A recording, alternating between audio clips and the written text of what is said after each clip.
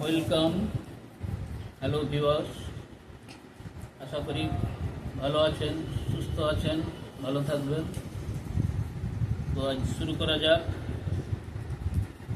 Spoken ইংলিশের জন্য কিছু হোমোনিম বা টাইপ অফ হোমোনিম ধরনের কিছু ওয়ার্ড যাতে সহজে মুখস্থ করা যায়, তার জন্য সবাই চেষ্টা করুন।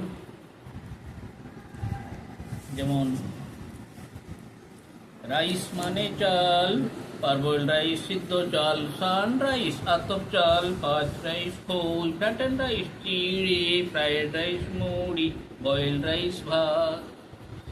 এই রাইস সম্বন্ধে এতগুলো একসঙ্গে যদি মুখস্থ করা যায় তাহলে সেটা অনেকটাই সুবিধা হবে।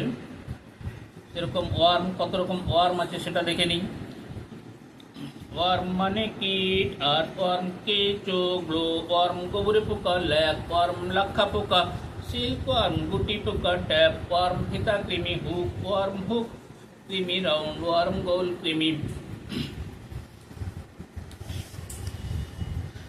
লং পিপার পিপল, রেড পিপার শুকনো লঙ্কা, ব্ল্যাক পিপার গোলমরিচ, ব্ল্যাক কামিন কালো জিরা, গ্রিন চিলি কাঁচা লঙ্কা, গ্রিন জ্যাক ইঁচড়, গ্রিন মেলন কাঁকড়, ওয়াটারমেলন তরমুজ, মাস্কমেলন খরমুজ।